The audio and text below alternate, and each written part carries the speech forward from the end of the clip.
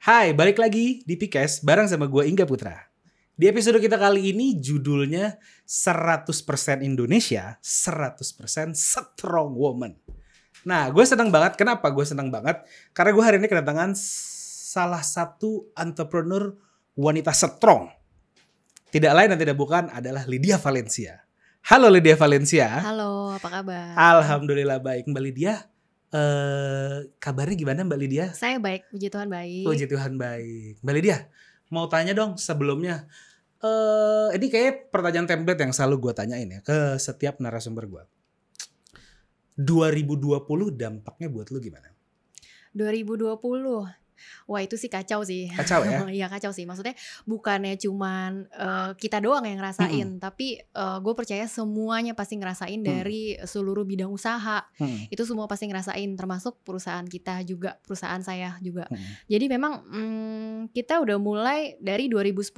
Jadi sebenarnya pada awalnya memang gue kan kerja kantoran nih. Terus tahun 2010 itu nyambi. Jadi kita nyambi, waktu itu benar-benar masih sendiri. Nyambi udah gitu jalan sampai di 2020 itu tuh. Jadi antara 2010 tahun itu kita memang udah beberapa ada divisi. Kita ada divisi corporate. Jadi kita menyediakan gimmick-gimmick corporate. Ada juga wedding souvenir untuk souvenir pernikahan. Yes. Dan dengan MOQ 100 pieces pada saat itu. Jadi pada saat pandemi kita kaget juga kan, karena bukan cuma 1-2 klien, semua klien pernikahan tuh di cancel. Iya tuh. Jadi mereka kawinannya di cancel, either itu di cancel atau amount-nya dikecilin lah segala macam. Jadi kita loss cukup banyak, benar-benar cukup banyak. Jadi itu based project tuh ya? Iya, jadi kita kerjanya based on project. Bener-bener project based. Dari 10 tahun itu kita kerja project based. Termasuk juga yang corporate. Jadi beberapa company-company yang klien kita, biasa kan kita menyediain gimmick buat in-store, buat offline event, online event segala macam. Tapi kan mereka cancel juga kan. Iya. Nah jadi tuh bener-bener Februari tuh belum begitu kerasa sih. Jadi Februari tuh terakhir gue inget masih event wedding. Terus udah mulai pas selesai event wedding, masuk bulan Maret itu bener-bener struggle banget karena omset tuh turun banget hingga 70%. Bener-bener turun 70%. Sementara karyawan di kantor tuh kurang lebih ada 70-an orang. Dan paling banyaknya tuh penjahit. Jadi penjahit kita tuh cowok semua, ada 40 orang dan itu tuh kepala keluarga semua. I see. Jadi yang gimana nih ya, proyeknya di hold. Sementara uang kita udah keluar buat bahan. Terus udah gitu ada juga yang lagi jahit segala macem. Jadi cukup memberikan dampak yang luar biasa ya. Banget, bener-bener banget. Jadi saat itu kita ngikutin perkembangan. Kita harus berpikir cepat tuh, maksudnya kita mau ngapain. Karena kan lu juga membawahi 70 orang ini. Iya, gaji harus tetap digaji dong. Kalau manajemen kan sebenarnya gue ada 3 orang, jadi gue sama 2 partner lainnya. Kalau kita nggak digaji biasalah, maksudnya kita akan berkorban buat mereka lah istilahnya kayak gitu. Terus udah gitu, aduh gimana nih ya? Hal pertama kita tuh jahit APD. Itu kita bener-bener jahit APD yang tadinya kita nggak pernah jahit baju istilahnya. Itu kita bener-bener jahit APD. Sampai kurang lebih puluhan ribu APD deh waktu itu. Pokoknya kita itu kan karena pas lagi awal-awalnya COVID itu kan. Iya, jadi APD tersebut yang lainnya misalkan jual harga 100.000, kita jual harga 50.000. Bahkan terakhir kita jual 40.000. Itu biar kita ada pemasukan aja. Iya, itu awal-awal pandemi itu cukup ramai tuh ya. Iya, itu. Jadi memang si 2020 ini dampaknya cukup menampar banget ya. Wah banget deh, pokoknya selama perjalanan 10 tahun pasti ada jatuh bangun dong. Tapi itu benar-benar jatuh yang benar-benar parah banget. Iya parah banget. Kita jahit APD lumayan, kita ada makanan lah istilahnya. Kita ada makanan sampai keluberan APD tuh kita udah nggak bisa pegang.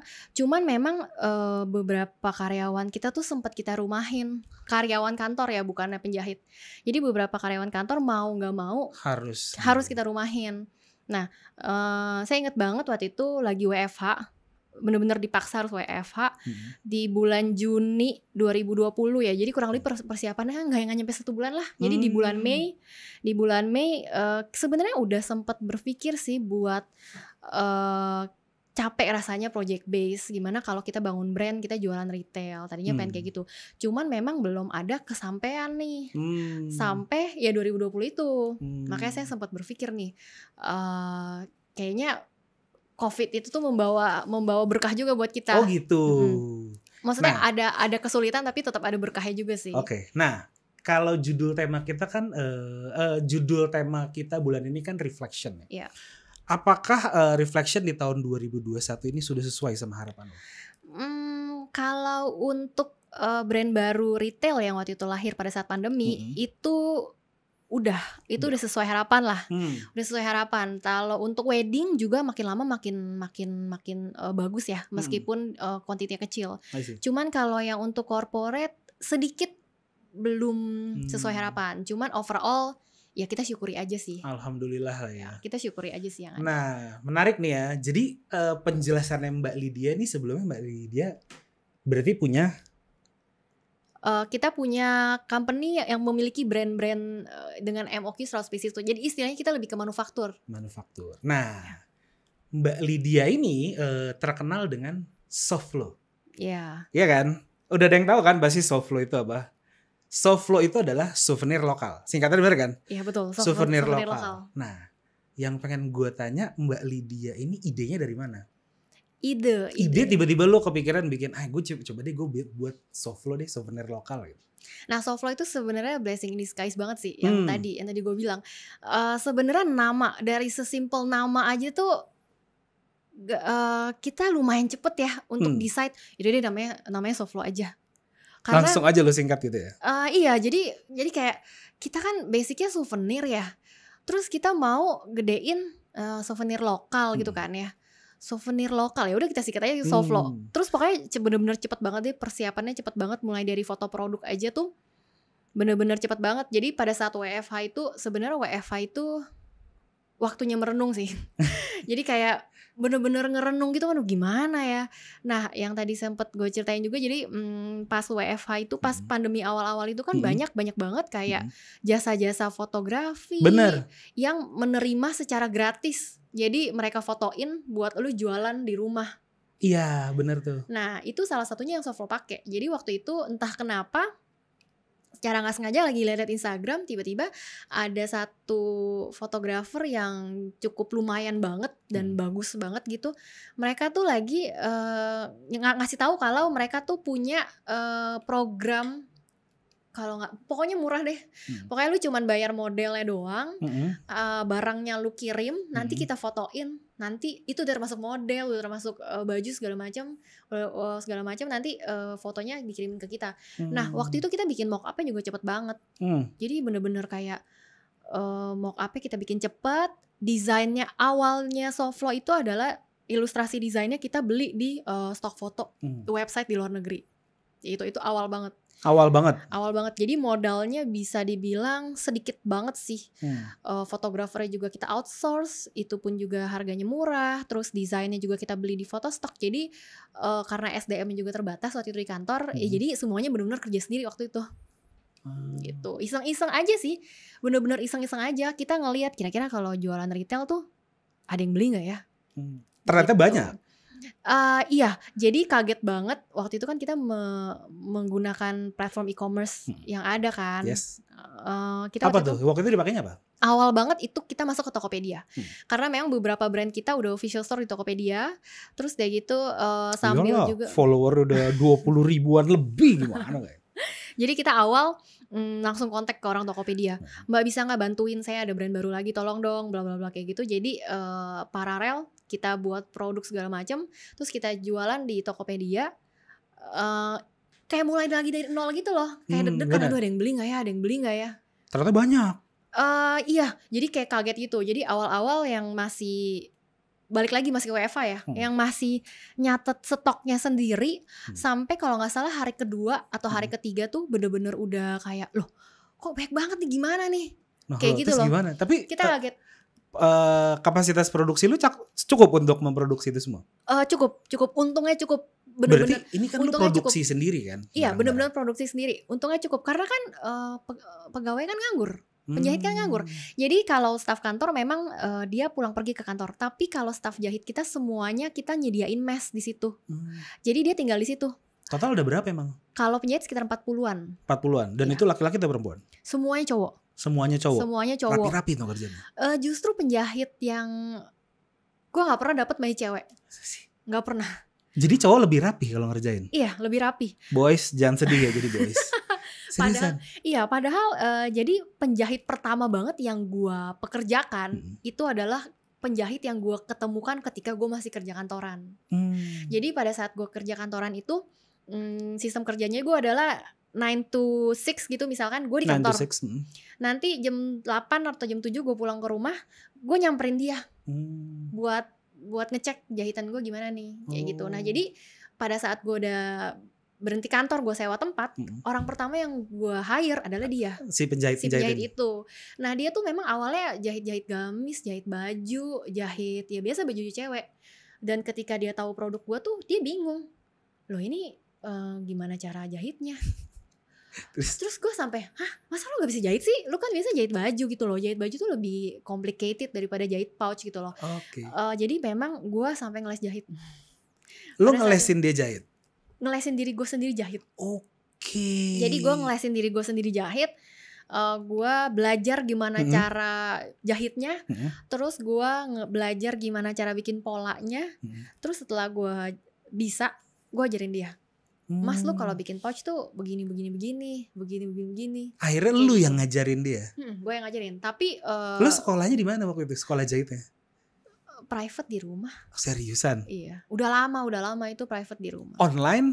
Enggak, gurunya datang. Oke. Tapi pada saat jahit itu kan nggak ada tuh kursus menjahit dompet, nggak ada tuh kan ya. Jadi gue kursus menjahit baju, dan menjahit baju itu tuh susah banget. Jadi pada saat dia ngajar tuh gue nggak ngerti sebenarnya. Oh ya? Gue kayak apaan sih, pusing banget gitu kan. Tapi gue at least mendapatkan teknik-teknik dasarnya yang gue bisa ajarkan ke penjahit gue. Keren. Gitu loh. Dan karena menurut gue kalau orang mau bangun usaha, lu harus bisa semuanya. Bener. Lu harus tahu dari hal kecil sampai hal gede. Iya. Jadi ya gitu deh. Menarik nih, berarti tadi sebelumnya lu adalah seorang pekerja. Iya, pekerja kantoran. Pekerja kantoran. Nah, lucu nih ya, seorang Lydia dulunya adalah seorang pekerja kantoran. Gue pengen tahu lu dulu sebelum di Soflo atau lu sibuk di Soflo ini, lu sibuk di mana sih? Sebelum punya perusahaan sendiri berarti?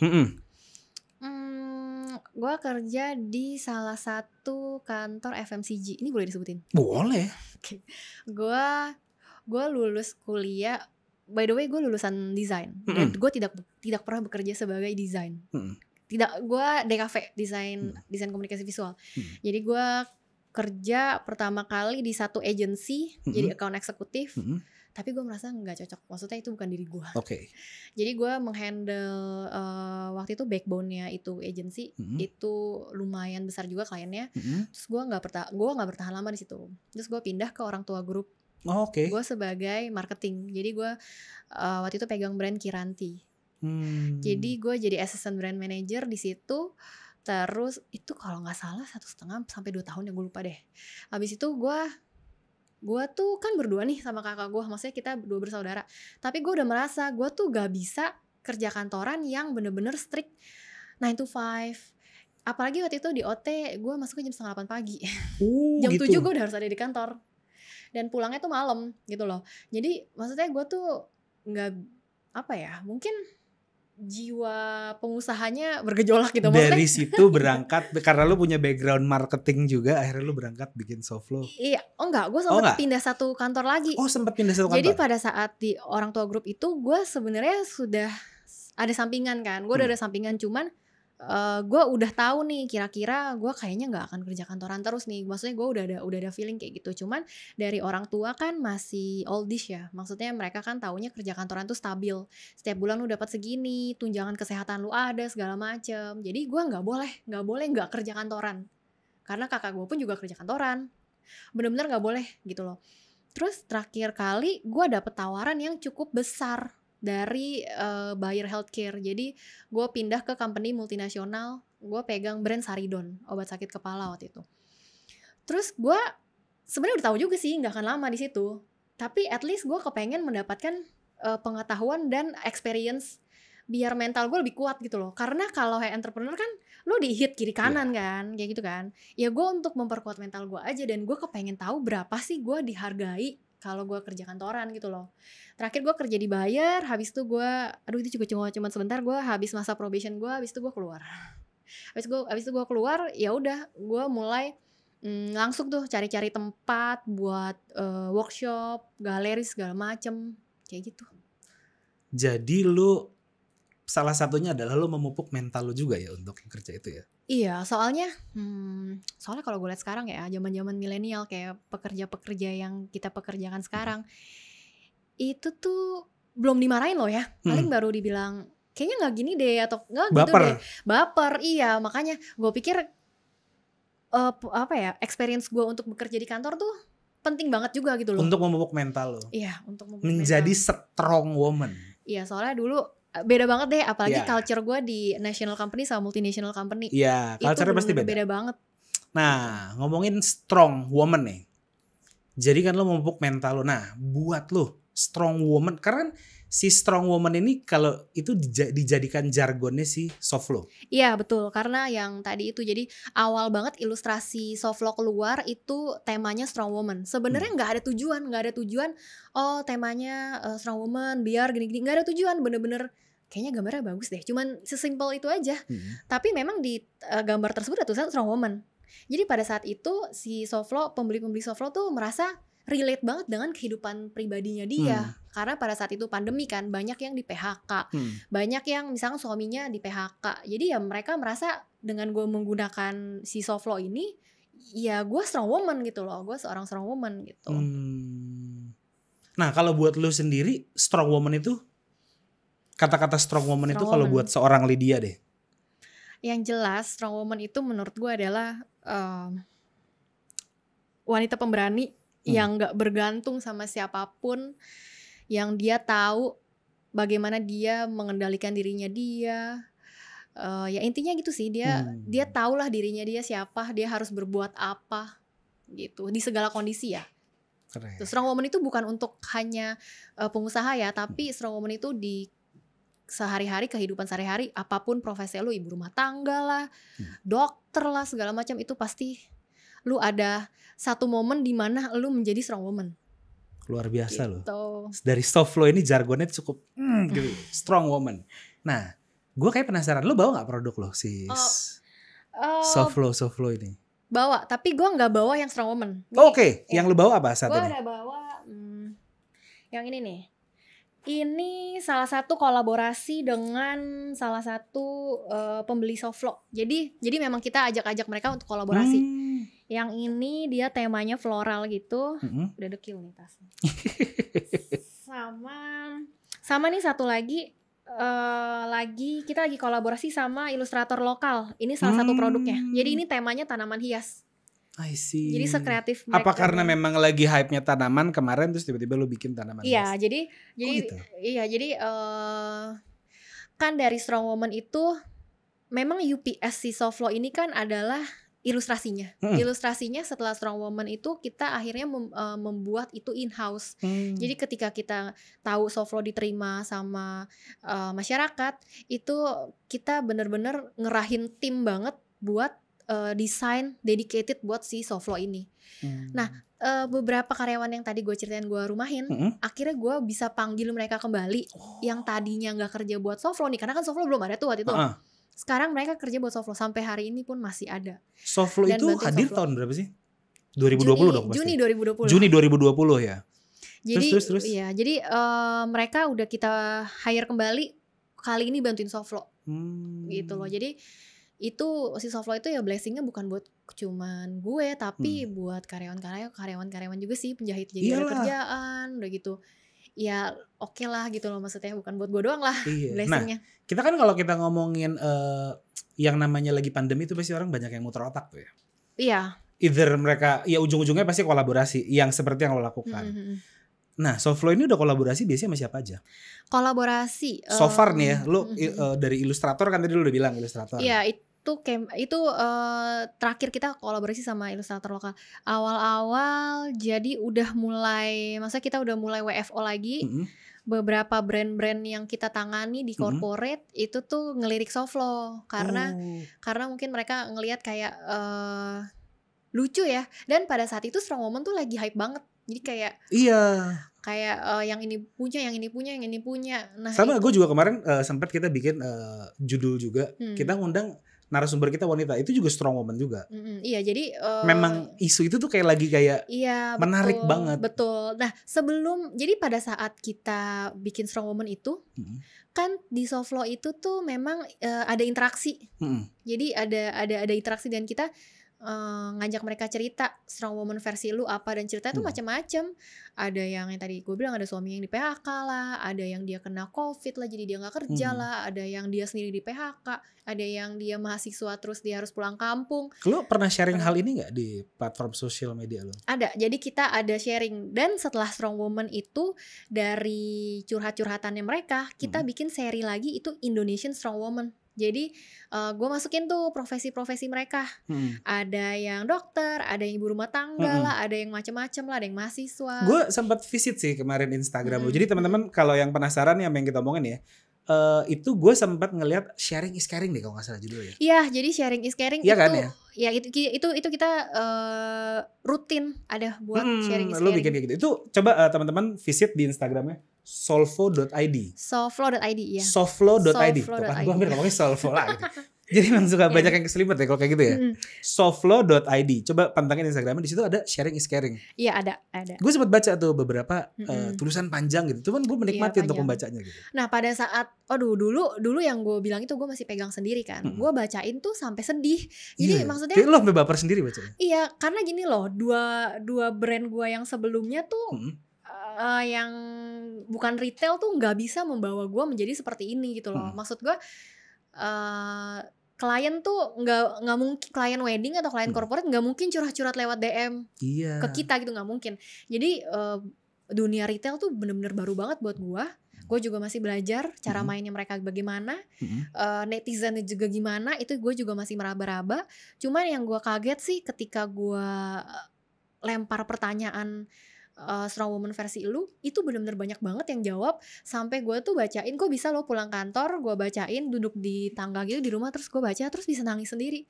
Karena ceritanya ya menyentuh hati. Iya, menyentuh hati gitu loh. Dan itu gue ngerasa kayak gila ya, maksudnya I feel you banget. Iya, I feel you banget gitu loh. Makanya kita punya seri-seri ilustrasi berikutnya. Dan yang tadi lu tanya mengenai kolaborasi, itu beberapa brand-brand company yang kita pegang, yang kita handle di divisi yang lain, itu tuh ngelirik soft law. Salah satunya yang udah jalan tuh ada Microsoft. Jadi Softlaw X Microsoft. Oke. Jadi biasanya bundling dengan produknya dia. Nah, dengan seri ilustrasi yang kita sesuaikan dengan mereka. Misalkan target pasarnya mereka pekerja, kebutuhan mereka laptop, notebook segala macam. Jadi kita tuangkan ke ilustrasi tersebut gitu loh. Itu ada Microsoft, udah gitu ada juga Nature. Jadi Softlaw X Nature, pasti pernah tahu dong ya. Tahu lah. Buat skincare ya. Buat kecantikan kulit. Udah gitu ada juga Softlaw X Enervonse, vitamin. Banyak tuh. Ya. Hansaplast juga. Terus Dermatix untuk yang ya itu untuk yang ibu dan anak ya, Dermatix sama Transpulmin. Itu juga kita. Berarti lo menyasar audiens lo ini wanita dong ya? Wanita. Cowok berarti nggak bisa pakai? Kita ada juga sih koleksi-koleksi. Ada sih, gue kemarin sempat lihat tuh ada dompet, ada pouch dompet yang buat card slot. Kita sebenarnya memang awalnya karena kita memiliki tema strong woman, jadi kan cowok-cowok juga mungkin malas sekali yang ngelihat Tokopedia kita karena nih cewek-cewek semua. Tapi sebenarnya kita memiliki produk yang unisex sama untuk kids. Tapi mungkin karena jumlahnya nggak sebanyak yang cewek, jadi belum begitu kelihatan. Dan ya memang colorful juga kan desainnya kan. Kita waktu itu ngeluarin yang kids itu kita kolaborasi sama Yayasan Pita Kuning Indonesia. Jadi untuk anak-anak kanker Indonesia. Jadi itu kita memproduksi barang, masker sama waste bag ya. Jadi kita memproduksi barang untuk Yayasan Pita Kuning. Jadi lu beli itu sama dengan lu mendonasikan. Jadi istilahnya lu udah donasi dapat barang lagi. Kayak gitu. Sama ada beberapa kolaborasi sama influencer ada, sama yang terakhir itu sama ilustrator lokal. Jadi kan ilustrator lokal itu kan gue lihat kayak banyak banget ilustrator lokal tuh yang gambarnya cuman jadinya di kertas atau di digital nih. Mereka nggak bisa ngapa-ngapain lagi tuh gambar, paling nggak lu print gitu kan. Nah, gue tuh kepengen menggandeng mereka semua untuk gue bisa merealisasikan ilustrasinya mereka menjadi sebuah barang yang bisa mereka pakai gitu loh. Dan itu gue waktu itu. Dan itu kejadian semuanya? Iya, volume 1 gelombang pertama kita udah selesai. Udah selesai itu yang tadinya gue mau milih 1 doang, akhirnya gue milih 4. Karena gue kaget juga nih, maksudnya setiap kali gue, ya balik lagi karena ini dunia baru buat gue, yang tadinya gue gak pernah merasain itu, sejak sama Soflo gue jadi merasakan beberapa hal yang baru buat gue. Dan itu merupakan energi baru juga buat lo kan? Iya, jadi gue sempat mikir kayak, coba ya kita jadi wadah ilustrator lokal, mungkin gak ya? Keren. Mungkin gak ya? Kan mungkin itu mungkin banget, buat gue sih mungkin banget. Waktu itu kita jadi discuss sama tim, mungkin gak ya? Bisa kok, bisa gini-gini. Tapi berapa sih yang ikut? Paling sedikit kali ya. Kalau dikit gimana ya? Maksudnya kan gue pikirnya worst case dong.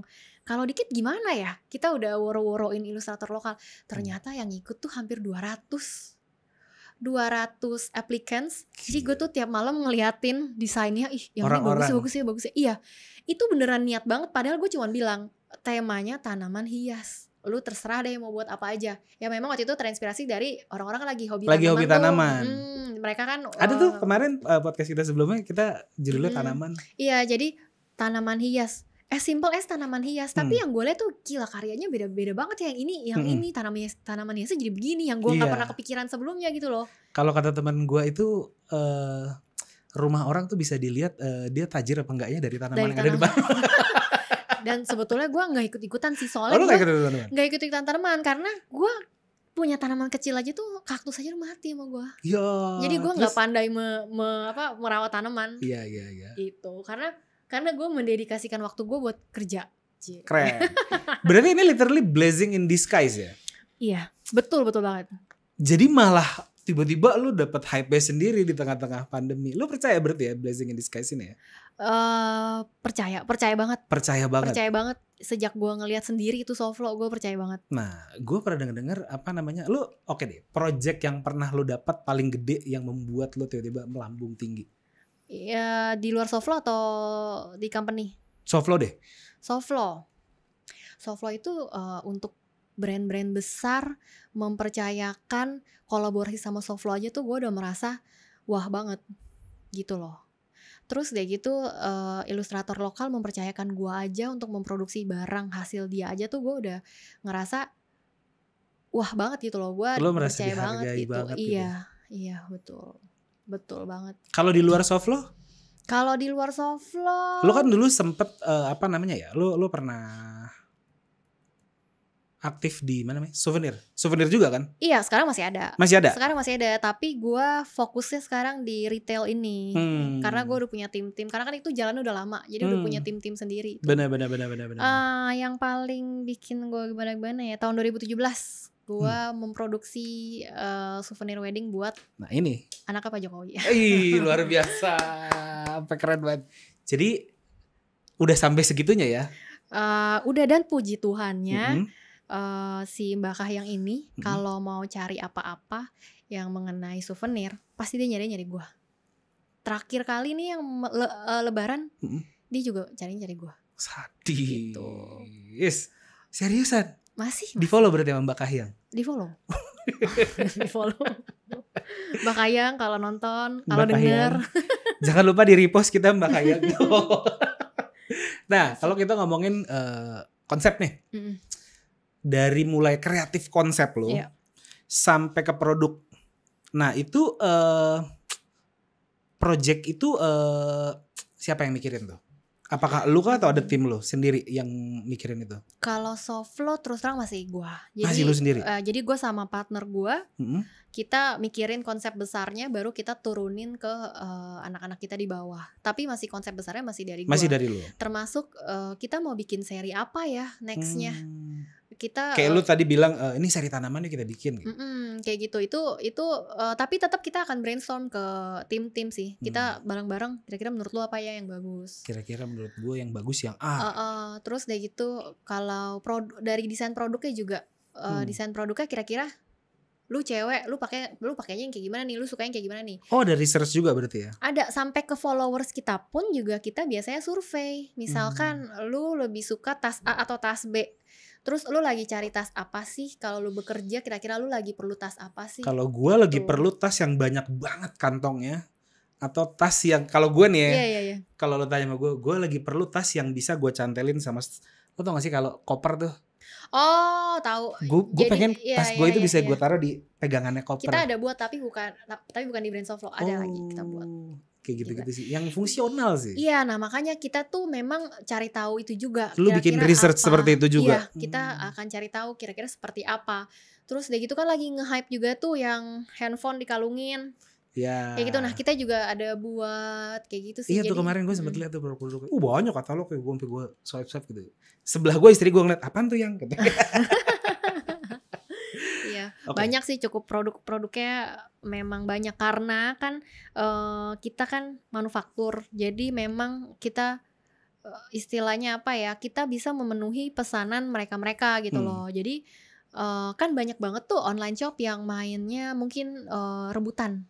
Gimana tuh maksudnya? Jadi misalkan mereka launching jam segini, stoknya cuma segini, terus mereka rebutan kayak gitu. Nah kalau kita memang sistemnya mainnya PO, jadi pre-order.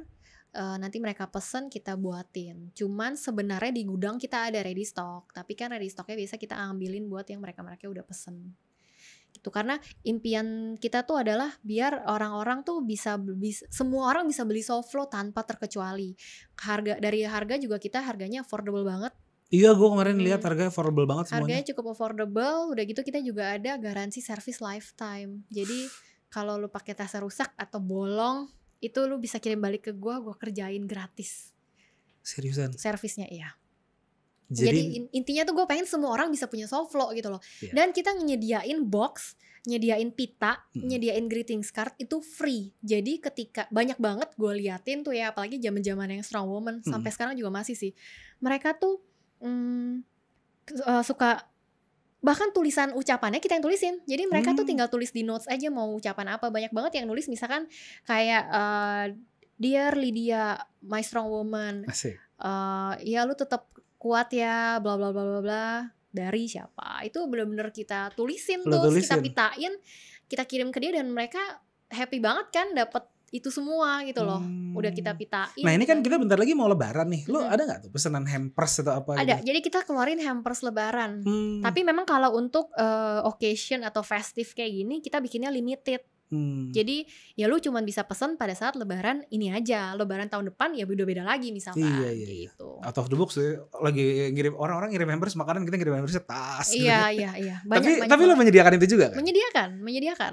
Gue sekarang bikin greetings cardnya yang edisi lebaran. Jadi banyak juga yang ngomong di pesanannya misalkan dia beli A, barang A, barang B, barang C di pack jadi satu. Terus minta pita, minta kartu lebaran, tulisin selamat lebaran, bla bla bla gitu. Kita kerjain semuanya. Keren. Dan lu packaging dengan box yang keren-keren gitu ya? Iya. Gitu. Luar biasa. Intinya sih harus beradaptasi ya. Bener. Kalau jualan retail tuh harus cepet. Bener-bener harus cepet. Betul sekali. Gitu. Nah, gue pengen tanya lagi nih. Suka duka lu deh. Lu ngejalanin bisnis ini tuh apa sih? Suka duka.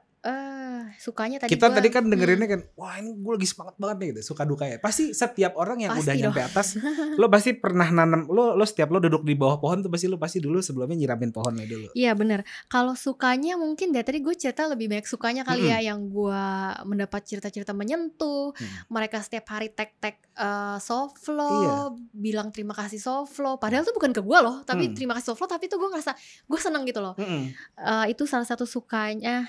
Dukanya lebih banyak lagi sebenarnya. Di balik itu kita gak ada yang tahu tuh. Boleh nggak di-share? Iya, dukanya ya, yang tadi gue ada bilang kalau misalkan kita sebagai pengusaha kita harus bisa apapun. Contohnya yang tadi gue cerita, gue belajar jahit, gue les jahit, terus even iket pita aja itu gue yang ngajarin. Gitu loh. Gue packing pernah. Bahkan waktu awal-awal Soflo lagi membludak banget, kita masih kekurangan orang, itu gue yang packing. Sampai Sabtu Minggu gue masuk, gue yang packingin sendiri. Terus gue yang nganterin ke ekspedisi. Udah gitu potongin bahan pernah. Apalagi ya, banyak sih foto produk sendiri pernah. Guys, lihat. Strong woman. Banyak banget. Strong woman, luar biasa. Sama ya banyak sih. Kalau misalkan gini loh, kita nggak bisa bikin semua orang seneng sama kita atau sama produk kita. Pasti ada aja yang kurang di mata mereka. Pasti ada aja yang gitu. Pasti ada aja. meskipun review jelek itu bisa dibilang sedikit di kami, tapi satu aja lo denger tuh kayak udah kok gini ya, setiap kok pedih malam banget ya. Setiap malam tuh kerjaan gue adalah ngebaca review di Tokopedia gitu loh. Jadi gue bisa kasih tahu ke mereka misalkan, karena kan Tokopedia itu kan yang baca adminnya doang nih. Ini lu ownernya langsung yang baca? Iya, gue baca. Jadi semua handphone gue tuh kesambung ke situ. Tapi bukan gue yang bales, memang bukan gue yang bales karena tapi gue baca. Karena capacity gue kan, maksudnya gue nggak lagi di situ gitu loh. Tapi gue baca ketika ada yang komplain, misalkan jahitannya begini, kan yang baca admin gue nih, kan orang produksi gue nggak baca, gue capture, gue kirim, kayak gitu. Buat masukan juga kan, buat biar mereka ngerti produknya tuh kok begini, kayak gitu loh. Ya intinya tiap malam gue bacain sih. Gue baca, tapi gue nggak pernah baca di jam kerja karena itu akan merusak mood gue. Iya. Gitu loh. Sesimpel kayak menurut gue itu minor banget gitu loh. Gue yang beli barang pun juga gue dapat barang kayak gitu mungkin gue nggak akan komplain. Tapi kan balik lagi, customer adalah raja ya. Dan orang juga berbeda-beda ya, tingkat kesensitifannya terhadap suatu produk gitu loh. Jadi even itu minor pun gue merasa gue sedih gitu ya, kok dia gak seneng ya sama gue punya barang, kayak gitu loh. Itu barang satuan loh, barang gue yang MOQ 100 pieces, gue cekin satu-satu, gue pernah. Seriusan? Gue cekin satu-satu. 100 pieces lu cekin satu-satu? Lebih dari 100 pieces gue cekin satu-satu, pernah gue cekin. Sedetail itu berarti ya? Iya, karena meskipun nih ya, gue jualan wedding souvenir kan istilahnya, lu kecil kemungkinan lu jadi klien gue lagi. Gitu loh. Betul. Bisa kalau misalnya adik lu atau kakak lu atau lu punya baby, lu mau punya baby hampers bikin di gue, itu juga bisa. Tapi kan istilahnya wedding kan one hit kan. Sebenarnya kan kalau kasar kata, kalau lu nggak puas sama produk gue ya udah gitu kan. Tapi gue nggak bisa kayak gitu. Gue juga menanamkan ke mana ya? Gue juga menanamkan ke partner sama ke anak-anak di kantor. Lu kalau kerja nggak boleh kayak gitu. Lu kalau kerja bukan cuma mau duitnya dia doang, bukan, lu jangan kayak gitu. Tapi lu harus kalau lu kerja dari hati kan pasti orang itu juga ngerasain ya. Gitu sih. Salah satunya ya kita dengan mengkontrol produksi kita. Relationship kita dengan klien tuh harus dijaga. Tapi kan dari kenampakan fisik barangnya kan kita juga harus jaga dong. Jangan sampai gue manis banget sama klien gue, tapi kok setelah gue terima barang lu jelek gitu ya. Kan gue gak mau kayak gitu juga. Guys, ini lah gitu. Namanya produk lokal. 100% produk lokal. Cuman kualitinya, kontrolnya luar biasa ya. Iya, gue gatel soalnya. Iya benar. Jadi, aduh pokoknya gue nggak, yang gue ceritain ya, yang kalau misalkan MOQ banyak aja tuh, klien wedding aja yang one hit aja kalau mereka bilang mereka nggak suka, itu tuh benar-benar gue sedih. Iya men, audiens tuh kejam men.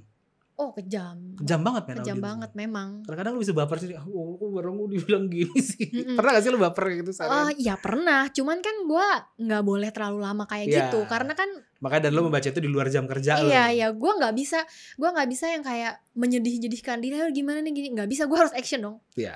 Udah begini dia komplain begini, nextnya gue harus apa? Kayak gitu sih. Biasa sih gue ya omelin deh tuh anak-anak di grup. Lo paling jauh biasanya kalau ngirim barang nih, based on followers lu nih. Followers lu yang udah 20 Soflo 20 ribuan ya. 20 ribuan.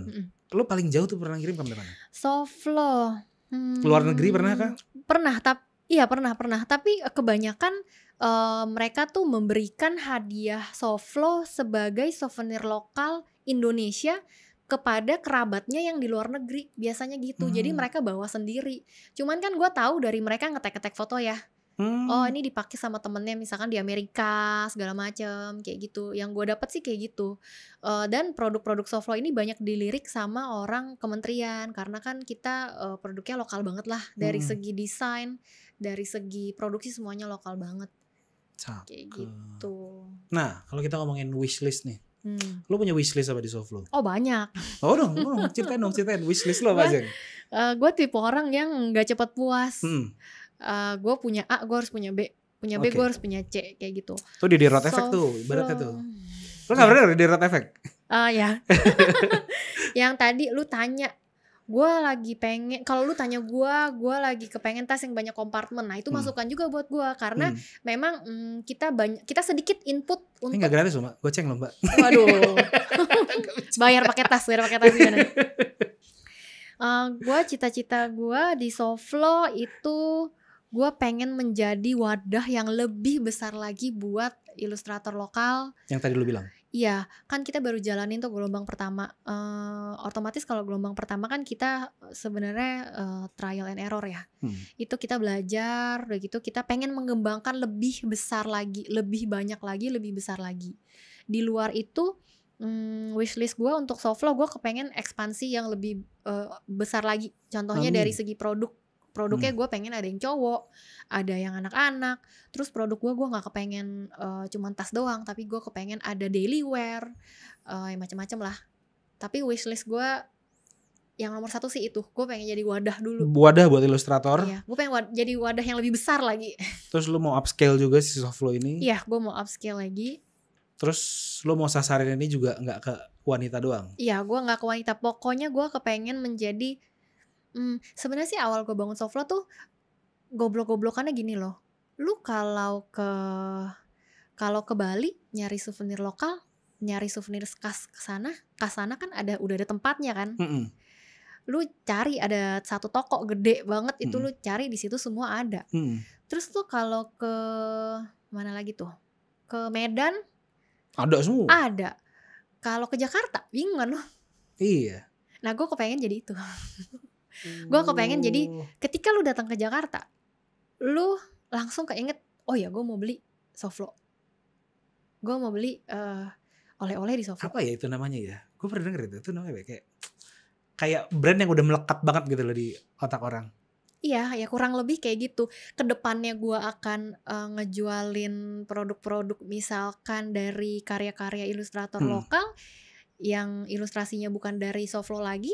Ya nggak apa-apa, karena kan tujuan gue ya itu, gue jadi wadahnya juga. Karena gue manufaktur ya gue akan produksi itu semua. Lo kayak bakalan jadi idola ilustrator Indonesia deh bentar lagi. Amin. Terus lo ke depan ada upcoming project apa nih? Upcoming project masih rahasia. Oh gitu. Bocorin sedikit deh. Boleh. Gue akan mengembangkan ke daerah fashion. Karena banyak banget permintaan juga.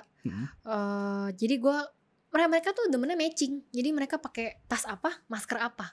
Nah, gue juga kepengen bikin di baju biar mereka bisa matching. Tadi hal lucu ya, gue jadi ketemu sama Mbak Lydia ini. Awal banget gue ketemu, gue langsung tahu, ini dia nih, ini namanya Lydia Valencia nih pasti nih. Ketahuan dari tasnya tuh, wah ini nih, yang ini nih pasti nih. Jadi dari banyak orang itu, yang ini nih pasti nih orangnya nih. Padahal gue di belakang gitu. Padahal di belakang, nggak kelihatan. Gue panggil Mbak Lydia katanya gitu. Nah bener kan langsung. Gue tadi sempat mikir, Masnya ngerti nggak ya gue yang mana? Apa gue telepon ya? Baru gue mau pegang handphone, udah ada yang manggil. Ya karena langsung obvious banget, wah ini nih udah pasti nih. Oke. Terakhir deh, ini karena mungkin waktu juga yang memisahkan kita gitu ya. Any last word dari lu untuk mungkin wanita-wanita di luar sana yang masih galau?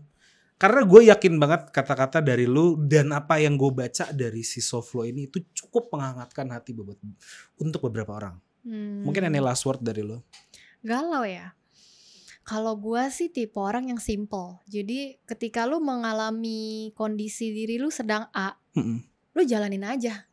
Tapi lu harus punya timeline dan punya deadline. Misalkan lu lagi galau karena lu bingung mau kerja apa gitu.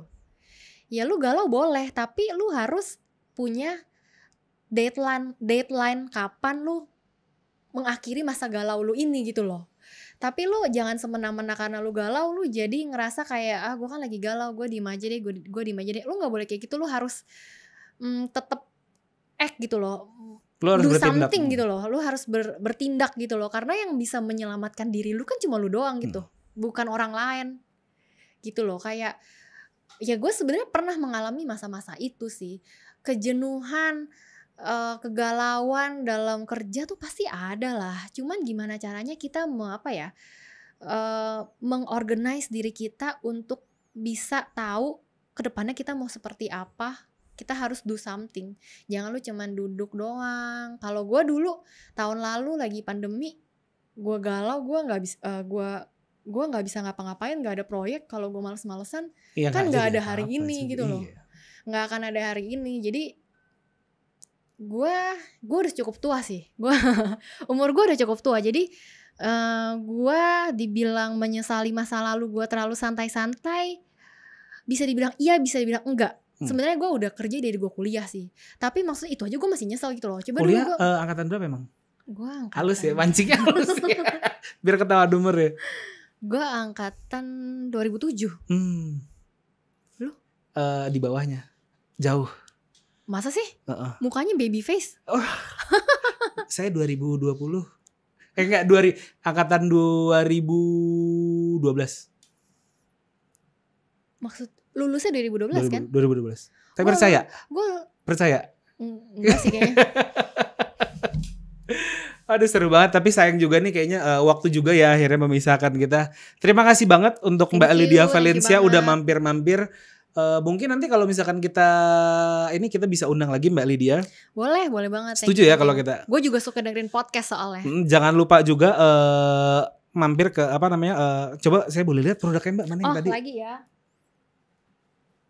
Nih. Nah, ini kalian teman-teman bisa cari ini di soflo.id dan juga di Tokopedia ya Mbak? Iya, ada di Tokopedia dan Shopee sekarang. Tokopedia dan Shopee. Kita juga ada offline store di Tangerang. Dekat rumah saya tuh berarti Tangerang tuh. Kita ada offline store di area kantor sih. Nanti mungkin kita bisa kolaborasi selanjutnya ya dengan Mbak Lydia ya. Pasti. Jangan lupa tontonin Pcast kita yang tayang di YouTube dan di Spotify. Dan jangan lupa juga kunjungi kita di pinvest.co.id. Saya Ingga Putra. Saya Lydia Valencia. Kami mau undur diri, sampai jumpa di Pcast selanjutnya. Bye-bye. Bye.